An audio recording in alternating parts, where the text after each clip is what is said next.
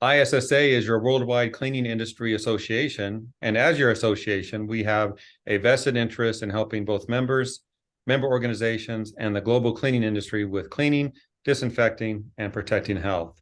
And today, to spotlight that, we're focusing on the Global Biorisk Advisory Council, or GBAC, and we welcome Katrina Brown to our program. Katrina works as the Operations Project Manager and Senior Analyst with GBAC. And let's just talk about what you do, and we'll talk about your professional side and maybe a little personal side as well, so folks can get to know you, Katrina Brown, with GBAC. So tell us about your journey to ISSA and what you do with the association.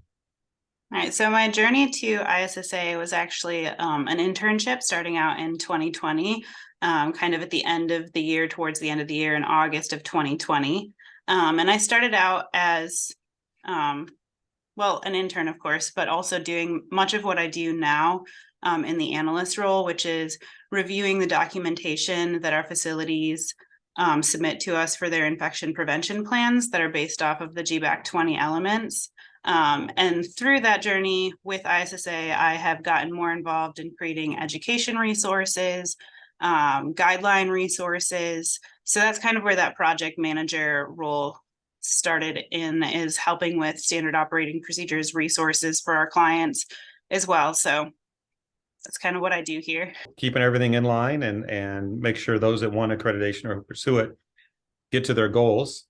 Why don't you tell us a little bit about what you offer to those watching this program? What do you offer on the GBAC side that they should know about?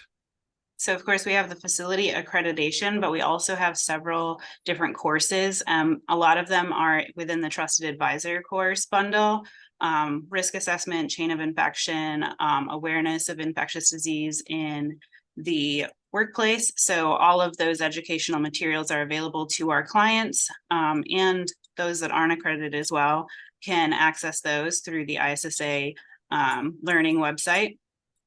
With the accreditation, we go through a 20-element program, which is really just kind of streamlining your infection prevention program. So bringing in all of the elements that are important to make sure that your customers and your staff are safe. So you've been here a few years. Yes.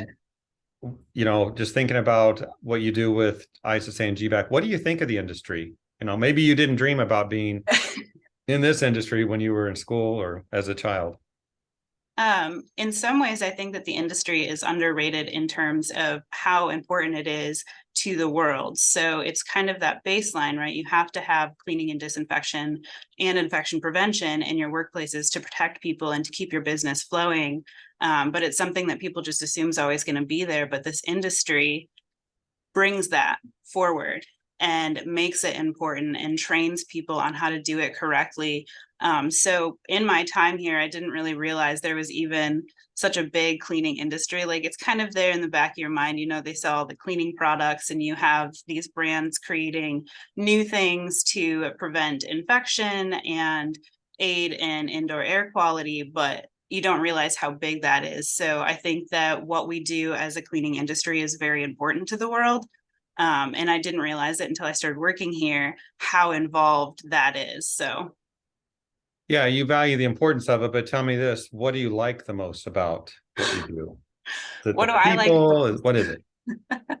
That's so hard because there's a couple parts. I really do enjoy making the resources that we give to our clients to aid them in their programs.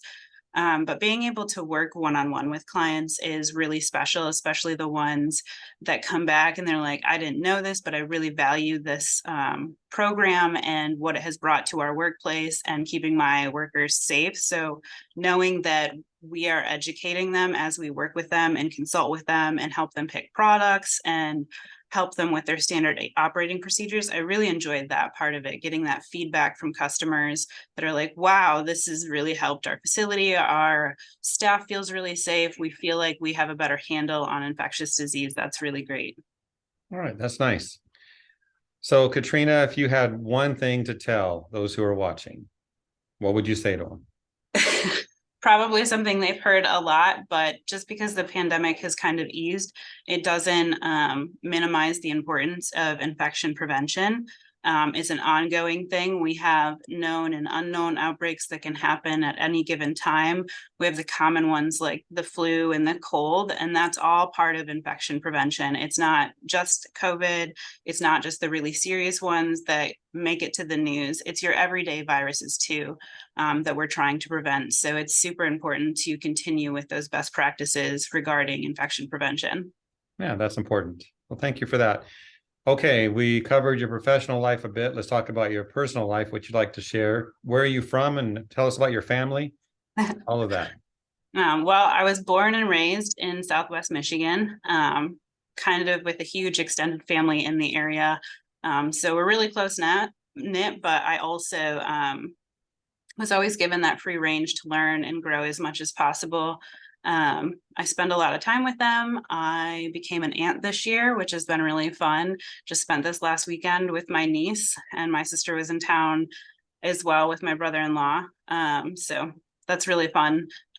That's my family anyways. So you're an aunt and you live in what, Kalamazoo? That's Yes. got to be a fun town to live in.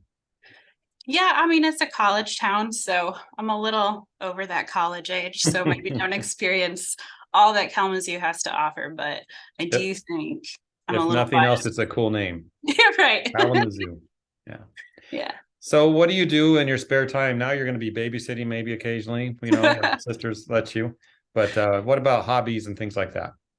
Well, I love to travel. I have a couple of trips planned, one to Puerto Rico and one to the UK this year. I like to hike. At home hobbies kind of go from puzzles and Legos to anything that suits my fancy at that time. I've been taking aerial yoga classes recently, so that's been really cool to learn. Aerial yoga? Yes. And so is that dangerous? I suppose it could be. We have really thick, like they're like a foot thick mat underneath us when we're on the silks. Okay. But you're also locked in, so there's foot locks and wrist locks. So usually when you're doing anything, you're pretty locked into the fabric. That's a hobby I probably will never do myself. So good for you. But Legos and all that, that's cool. Sounds like good pandemic type activities, hiking, Legos, puzzles, things like that. Yeah. Yeah. So growing up, what did you want to do? Here you are, but were you going to be a doctor, a lawyer, or? Well, not a doctor or a lawyer, Okay. even though some people say I should have been a lawyer. I actually always knew I wanted to be in the health realm in some aspect. So when I started college, I first wanted to be a pharmacist, but then realized chemistry is not for me. Then I moved to wanting to be a physical therapist. My undergrad degree is in exercise science. I'm still passionate about it, but during that, I was introduced to the field of public health, and my passion just kind of ignited from there.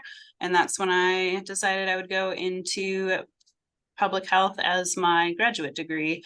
Okay. So that's kind of and here you are. I guess that's a good fit. Here I am, protecting working in public health. And you might not really know how much you impact it. You know, there's so many stories out there you don't hear about, but the GBAC STAR accreditation program is definitely in place to protect health. So thank you for what you do. My last question, Katrina, is tell us about your goals, dreams, and ambitions. Tough question. Oh, it is a tough question. There's so many. I've really always wanted to be, like I said, in public health, and I would like to move more in the direction of public health education, as that's so important to people being able to advocate for themselves.